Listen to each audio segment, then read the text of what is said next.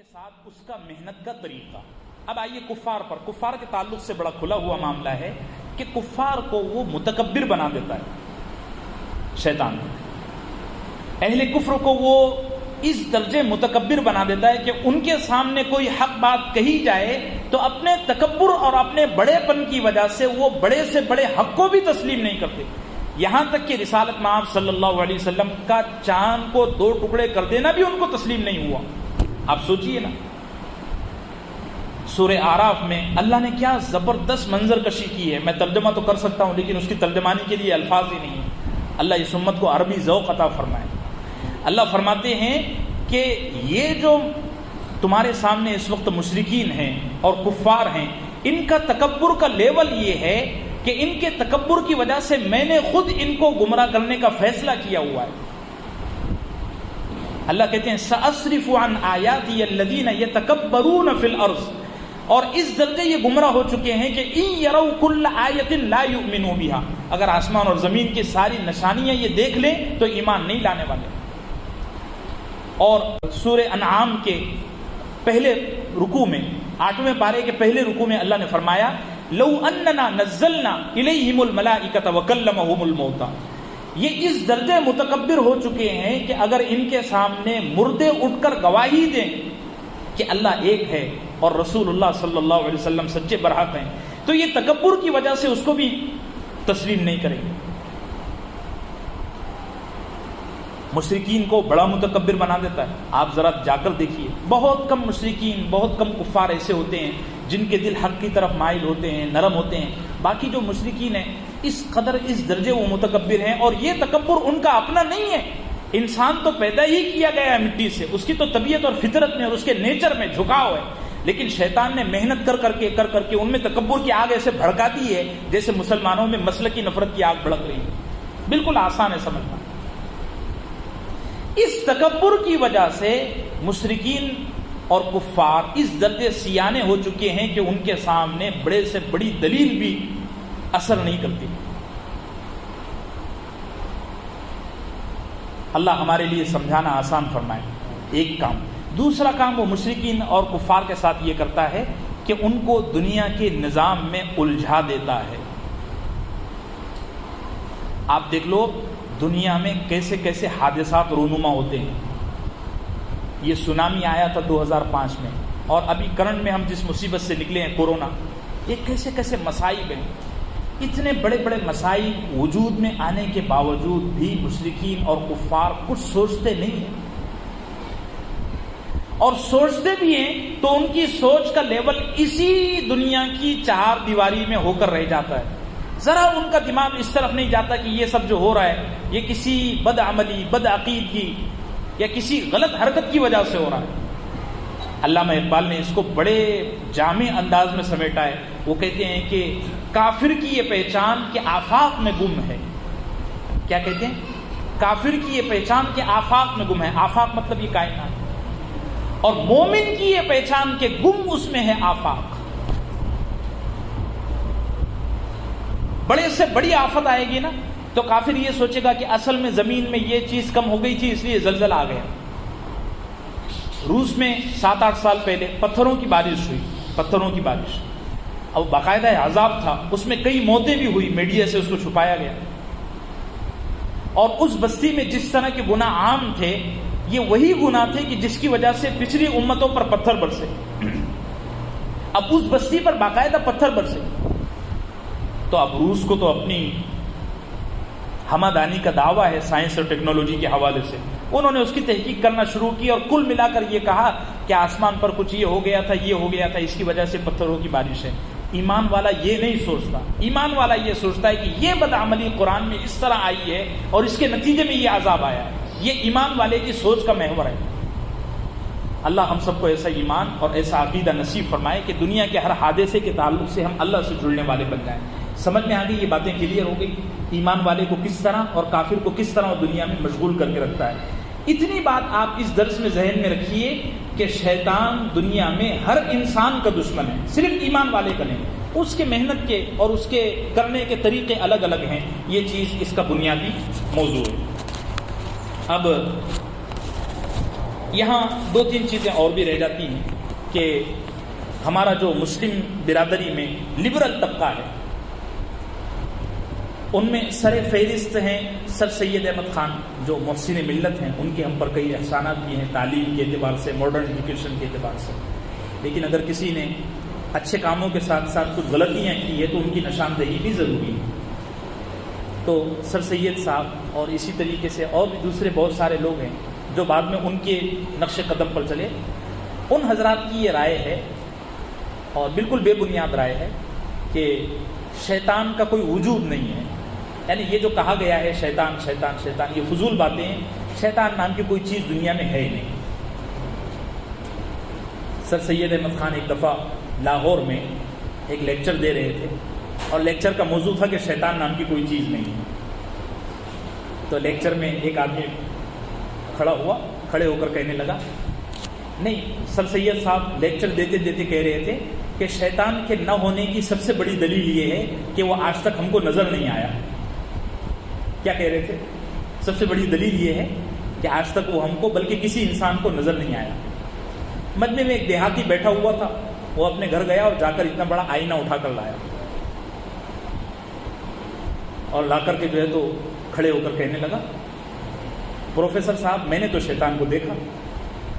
تو پروفیسر سر سید کہنے لگے کہ جی آپ نے دیکھا ہے تو ذرا ہم کو بھی بتا دیں۔ تو وہ دیہاتی گیا اور سر سید کے سامنے آئینہ رکھ دیا، کہنے لگا اس میں دیکھیے، اس میں نظر آ جائے گا۔ تو بہرحال یہ ایک دیہاتی کا انداز تھا۔ سر سید امت کے بڑے محسن ہیں اور ان کی خطائیں بھی ہیں، قرآن کریم کے حوالے سے انہوں نے امت کو بڑے صدمے بھی دیے ہیں۔ اللہ ان کی اچھائیوں کو قبول فرمائے اور سیئات کے سلسلے میں جو فیصلہ اللہ کا ہو اللہ جانے۔ تو اس طرح کے جو لبرل حضرات ہیں ان کا یہ کہنا ہے کہ شیطان کا کوئی وجود نہیں ہے، یہ انسانوں کا چلایا ہوا ایک پروپیگنڈا ہے اور انسان نے اپنی بدمعاشیوں کا بوجھ اتارنے کے لیے شیطان کا سہارا لیا ہوا ہے۔ سب سے بڑی دلیل ان حضرات کی یہ ہے کہ جی شیطان آج تک نظر نہیں آیا، اور اسی کو بنیاد بنا کر انہوں نے مختلف طریقے سے ایک دعویٰ قائم کیا ہے۔ ہم نے کہا بھی دیکھو، جو چیز نظر نہ آئے ضروری نہیں ہے کہ اس کا وجود نہ ہو۔ دنیا میں کتنی چیزیں ہیں جن کو کبھی کسی نے دیکھا نہیں ہے، اب دیکھ رہے ہیں، لاکھوں سال دنیا کو بسنے کو ہو گئے، اب ہم کو نظر آ رہا ہے کہ انسان کے بدن پر کیسے کیسے جراثیم ہوتے ہیں، مائکرو اسکوپ ہے اور الگ الگ قسم کی ہائی پاور دوربینیں ہیں، ان کو جب دیکھو تو ہمارے اپنے کھال پر کیسے کیسے کیڑے چلتے ہیں۔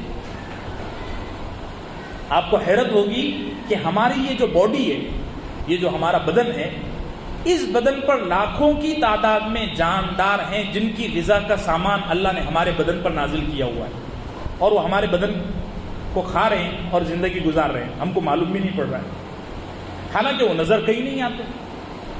تو جو چیز نظر نہ آئے ضروری نہیں ہے کہ اس کا وجود بھی نہ ہو، ایک بات۔ دوسری بات یہ ہے کہ غور کرنے کی بات یہ ہے کہ دنیا میں ہر دور میں شیطان کو مانا گیا ہے۔ ایسا نہیں ہے کہ شیطان کا وجود اسلام کے آنے کے بعد اور قرآن کے نازل ہونے کے بعد ہی، ہر دور میں کسی نہ کسی شکل میں، اور ہر آسمانی مذہب نے، بلکہ غیر آسمانی مذاہب جیسے مجوسی ہیں، جیسے مشرکین ہیں، انہوں نے بھی شیطان کو مانا ہے، ان کے ہاں بھی شیطان کا تصور ہے۔ اور ایک فطری ضابطہ ہے، نیچر کا قاعدہ ہے کہ کسی چیز پر ایک لمبے زمانے تک جب انسان متفق ہو جائیں، ایگری ہو جائیں، تو وہ بات غلط نہیں ہو سکتی۔ بات سمجھ رہے ہیں؟ ضابطہ یہ ہے کہ جب کسی ایسی چیز پر جس پر سارے انسانوں کا، کسی ایک مذہب والوں کا اتفاق کر لینا دلیل نہیں بنتا، سارے مذاہب والوں کا جب اتفاق ہو جائے تو پھر وہ چیز قابل تسلیم ہو جاتی ہے۔ جب سے کائنات بنی ہے تب سے لے کر آج تک کسی بھی دور میں انسانوں نے شیطان کے وجود کا انکار نہیں کیا ہے، بلکہ ہر مذہب والے شیطان کو کسی نہ کسی شکل میں مانتے ہیں۔ یہ ہماری طرف سے ان کو جو ہے تو جوابات ہیں۔ اب یہاں ایک بات اور بھی ہے، امام غزالی رحمۃ اللہ علیہ نے اس پر بڑی تفصیل کے ساتھ بحث کی ہے، میں دو تین چیزیں آپ سے عرض کر دیتا ہوں کہ تعوذ میں اللہ نے صرف شیطان کا ہی کیوں ذکر کیا ہے، حالانکہ انسان کے دشمن تو بہت سارے ہیں، امریکہ، اسرائیل، سبھی بہت سارے دشمن ہیں، اب میں امریکہ اسرائیل کا نام لے رہا ہوں تو آپ کو اور بھی کچھ ذہن میں آ گیا ہوگا، میں اس کا کچھ نہیں کر سکتا۔ تو صرف شیطان کا ہی ذکر کیوں؟ خود انسان کا اپنا نفس بھی تو اس کا کتنا بڑا دشمن ہے۔ یہاں یہ بھی تو ہونا چاہیے تھا اعوذ باللہ من الشیطان ومن النفس، صرف شیطان کا ہی کیوں ذکر؟ امام غزالی رحمۃ اللہ علیہ فرماتے ہیں کہ صرف شیطان کا ہی ذکر یہاں اس لیے ہے کہ شیطان ساری دشمنیوں کا سر چشمہ ہے، اور ساری بغاوتوں کا، ساری عداوتوں کا، سارے شرور کا کائنات میں جو سر چشمہ ہے وہ شیطان ہے۔ اگرچہ کہ وہ انسان کے نفس کو ایڈاپٹ کر لیتا ہے بہکانے کے واسطے، یہ ایسا ہی ہے جیسے اس موبائل کو ٹاور سے جب سگنل ملے گا تبھی یہ کام کرے گا، ورنہ موبائل کے اندر اگر یہ حیثیت نہیں ہے تو کام بھی نہیں کرے گا، اور ٹاور سے اگر اس کو سگنل نہیں مل رہا ہے تو کام نہیں کرے گا۔ انسان کے اپنے بدن میں جو نفس ہے نا، اس کی حیثیت ایک مشین کی ہے، جب شیطان کی طرف سے اس کو وسوسے کی شکل میں سگنل ملتے ہیں تو یہ کام کرتا ہے۔ امام غزالی رحمۃ اللہ علیہ فرماتے ہیں کہ اصل میں انسان کی ساری خرابیوں کی جڑ شیطان ہے، اس لیے اللہ نے صرف جڑ کو توڑنے کا حکم دیا ہے کہ تم صرف شیطان سے پناہ مانگو، باقی چیزوں کو قابو میں کرنا میرا کام ہے۔ ایک بات۔ دوسری بات انہوں نے یہ بھی کہی ہے کہ اصل میں شیطان انسان کا ایسا دشمن ہے جو کسی صورت راضی نہیں ہوتا۔ دیکھیے دشمنیاں ہوتے رہتی ہیں، انسان کی بھائی سے بھی دشمنی ہو جاتی ہے، پڑوسی سے دشمنی ہو جاتی ہے، ہاں جی، حکومت سے دشمنی ہو جاتی ہے، لیکن ہر دشمنی کا کوئی نہ کوئی حل ہے۔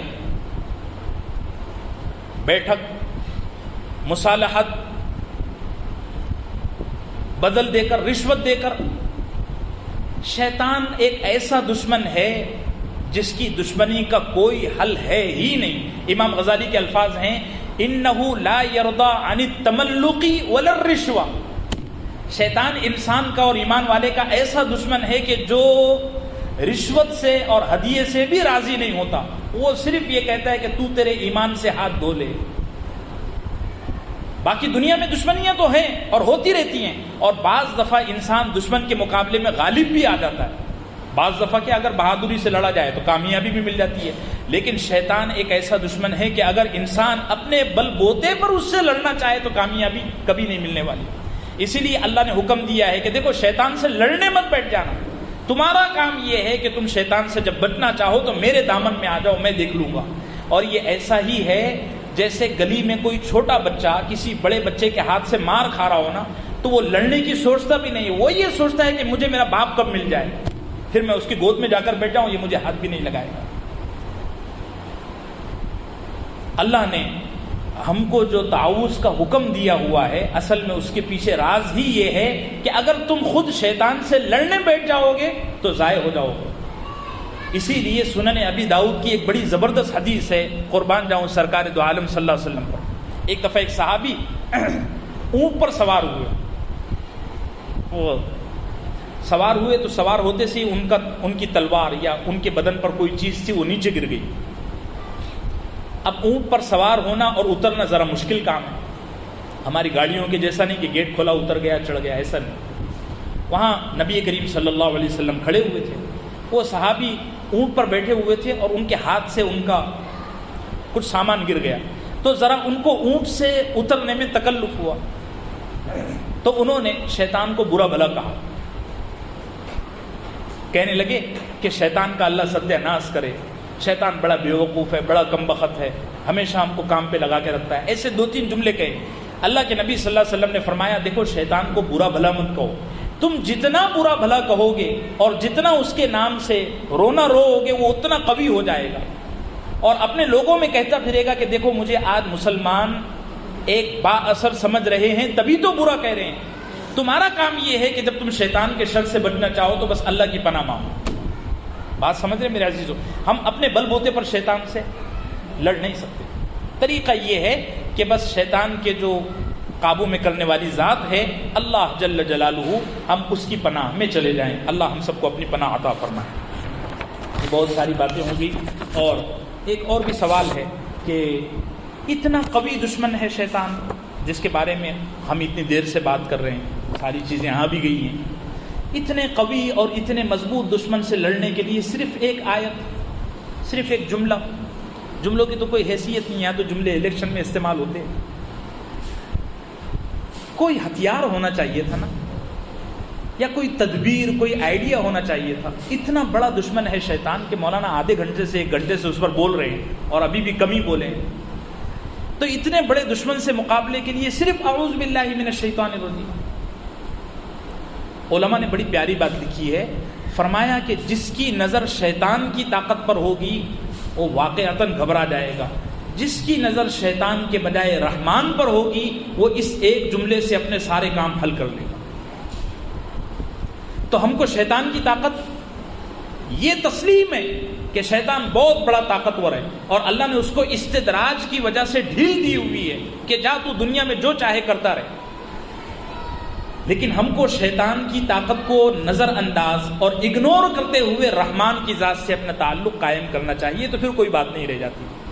اب یہ بھی ایک بڑا سوال ہے کہ شیطان سے نمٹنے کے لیے اللہ نے صرف ایک جملہ، تو اس کو سمجھنے کے لیے اور اس کا مشاہدہ کرنے کے لیے اس زمانے میں بڑا آسان سا معاملہ ہے کہ آپ نے دیکھا ہوگا بہت بڑے بڑے گیٹ ہوتے ہیں. ہمارے یہاں بامبے میں ایک بہت بڑے سیٹ صاحب ہیں، تو ان کے دفتر میں جانا ہوا تو بہت بڑا گیٹ، کئی تختیاں اور کئی چادریں اس پر لگی ہوئی، پیتل کی، تانبے کی اور ماربل کی اور لوہے کی، بڑا مضبوط گیٹ.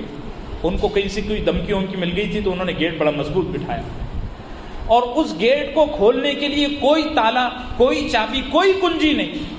اس گیٹ کو کھولنے کے لیے صرف یہ کہ وہ سیٹ صاحب گیٹ کے سامنے جائیں اور صرف یہ کہیں اوپن دا ڈور، تو گیٹ کھل جاتا ہے. پرانے زمانے میں وہ کہانیاں چلتی تھی، کھل جا. بس ایسا ہی یہ شیطان کو ناکام کرنے کے لیے اللہ کی طرف سے دیا ہوا ایک فارمولا ہے. ان الفاظ کا ہمارے سامنے اب تک کوئی نمونہ نہیں تھا، لیکن ٹیکنالوجی اور سائنس نے اس کو سمجھنا انتہائی آسان کر دیا ہے کہ جیسے ہی بندہ قرآن کھول کر تعوذ پڑھتا ہے، شیطان کی بڑی سے بڑی طاقت بند ہو جاتی ہے اور کھل جاتی ہے، ختم ہو جاتی ہے.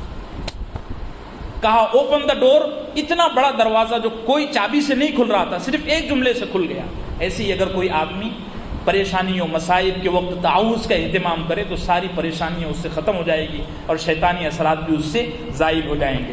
ایک سوال یہاں یہ بھی علماء نے کیا ہے کہ شیطان سے کیا شیطان انسان کو جسمانی طور پر بھی تکلیف پہنچاتا ہے؟ اب تک جتنی باتیں ہوئی یہ روحانی اعتبار سے باتیں تھیں.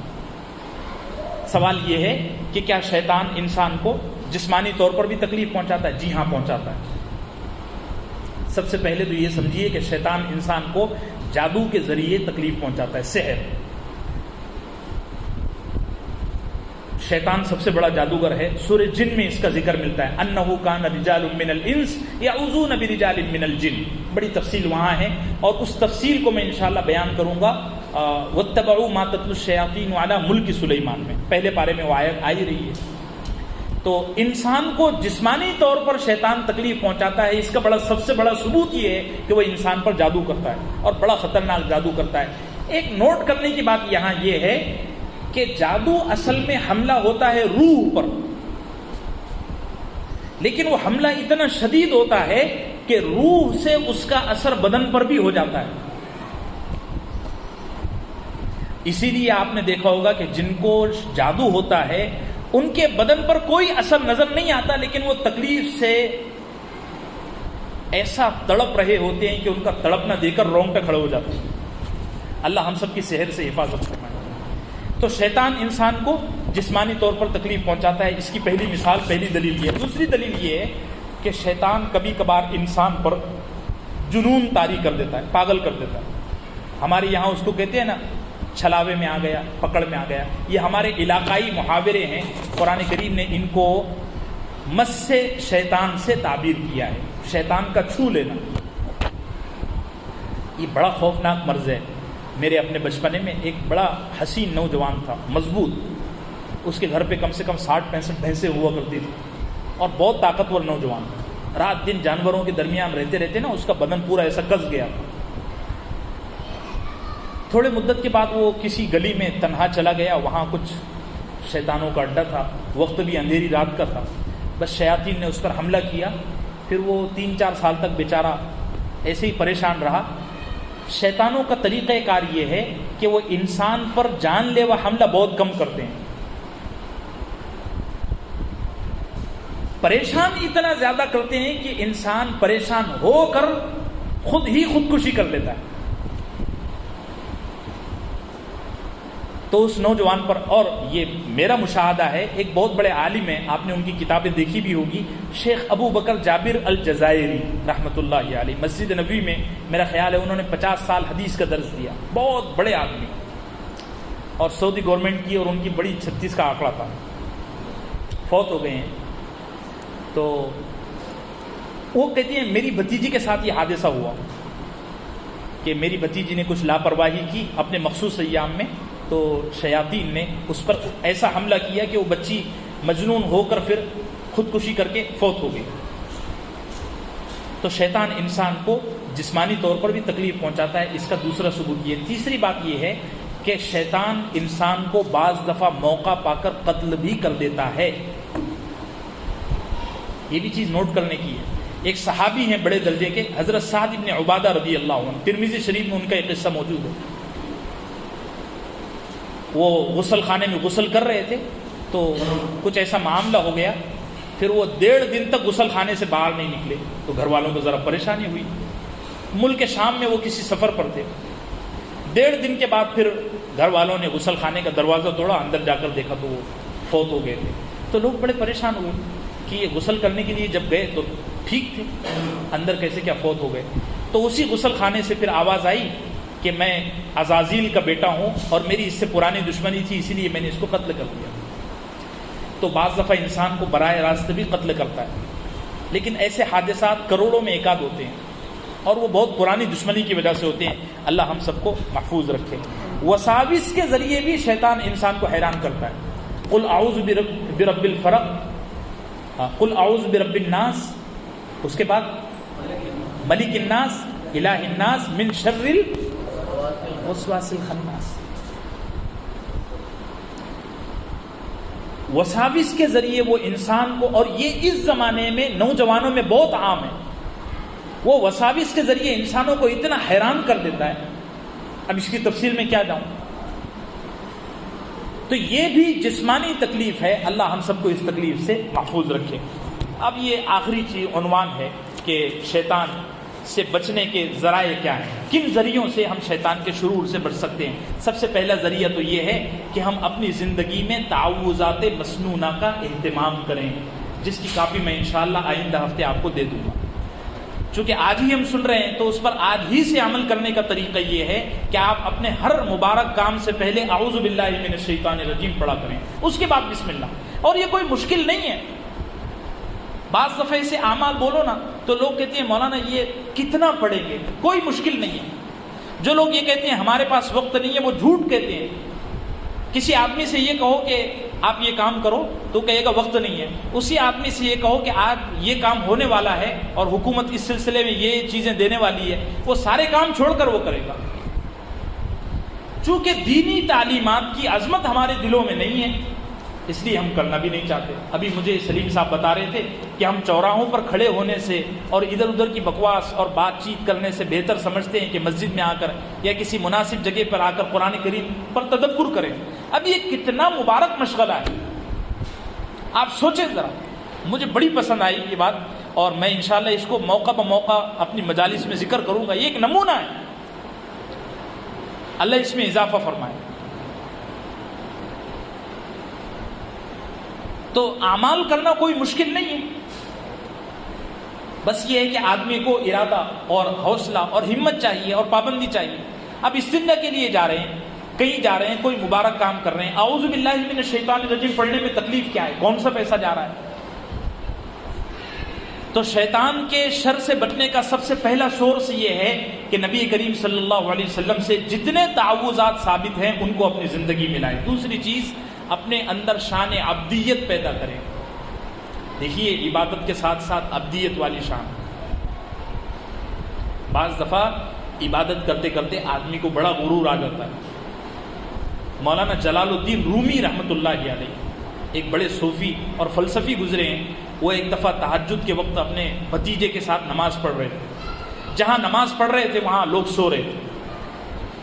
تو تہجد کی رکعت ختم ہونے کے بعد، نماز ختم ہونے کے بعد، بھتیجا تھوڑا کم عمر تھا، اس نے کہا چچا جان یہ لوگ کیسے سو رہے ہیں، یہ کیوں نماز نہیں پڑھ رہے، تہجد کی نماز پڑھنا چاہیے. مولانا جلال الدین رومی نے فرمایا بچے تو بھی سو جا. وہ بچہ کہنے لگا چچا جان آپ مجھے سونے کا حکم دے رہے ہیں، ابھی تو فجر کو وقت باقی ہے اور بھی ہم تہجد پڑھ سکتے ہیں. کہنے لگے تیرے اندر سے عبادت کا اثر جا رہا ہے اور عبدیت کے بجائے عبادت پرستی تیرے اندر پیدا ہو رہی ہے. تو اپنی عبادت، نفل عبادت کی وجہ سے کسی نفل عبادت نہ کرنے والے کو حقیر سمجھے، اس سے بہتر ہے کہ تو بھی سو جا. اپنے اندر عبدیت والی شان پیدا کریں. جب انسان میں عبدیت والی شان پیدا ہو جاتی ہے تو اللہ کہتا ہے ان عبادی لیس لک علیہم سلطان.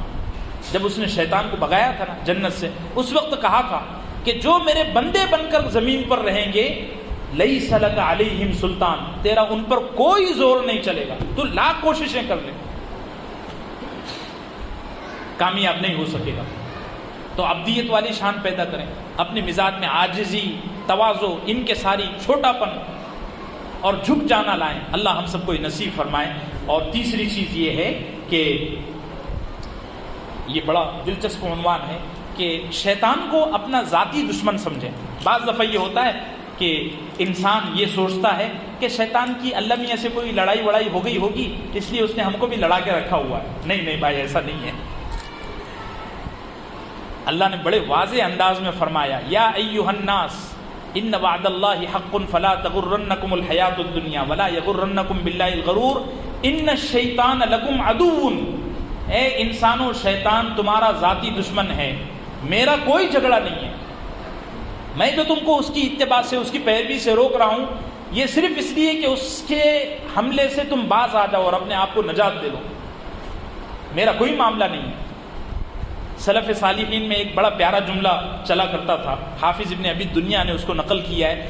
کہتے ہیں کہ میں ایک بزرگ کے پاس گیا، میں نے ان سے کہا کہ آپ شیطان کی چالوں سے بچنے کے لیے کیا تدبیر کرتے ہیں؟ وہ کہنے لگے جب سے میں نے شیطان کی دشمنی کو پرسنل لے لیا، میں شیطان کے سازشوں سے بچنے میں بڑا کامیاب ہوا. پھر وہ کہنے لگا کہ حضرت آپ نے پرسنل لینے کے لیے کیا سوچا؟ کہنے لگے شیطان وہ آدمی ہے جس نے میرے باپ کو جنت سے ننگا کر کے نکالا. آدم علیہ السلام کو نکالا تھا نا، سورہ اعراف میں ذکر ہے. ابا جان آدم علیہ السلام کو برہنہ کر دیا گیا. شیطان نے میرے باپ کو جنت سے ننگا کر کے نکالا. پھر میں اس آدمی سے اور اس شخصیت سے کیسے تعلق قائم کروں جس نے میرے باپ کو رسوا کیا؟ تو شیطان کی دشمنی کو نا ذرا پرسنل لینے کی ضرورت ہے. ہم لوگ کیا یار، اللہ تعالیٰ کی کوئی پالیٹکس ہوگی، اس کو اپنی گدی بچانا ہوگی، کوئی الیکشن کا چکر ہوگا، اس لیے اللہ نے ہم کو بول کے رکھا ہوا ہے دیکھو بی جے پی والوں کانگریس سے بچ کے رہو، کانگریس والوں. ایسا نہیں ہے. اللہ کی ذات تو بے نیاز ہے. آئندہ انشاءاللہ اس کی ذات اور صفات پر ہم بات کریں گے. بسم اللہ الرحمن الرحیم میں وہی موضوع چلے گا بڑی وافر مقدار میں. ہمارے یہاں یہ تصور اور یہ کانسیپٹ ختم ہو چکا ہے. شیطان کا تصور ہمارے یہاں ایک تلذذ کی حد تک رہ چکا ہے کہ ہے شیطان بہکاتا ہے، ٹھیک ہے، اللہ معاف کرنے والا ہے، معاملہ نمٹ جائے گا.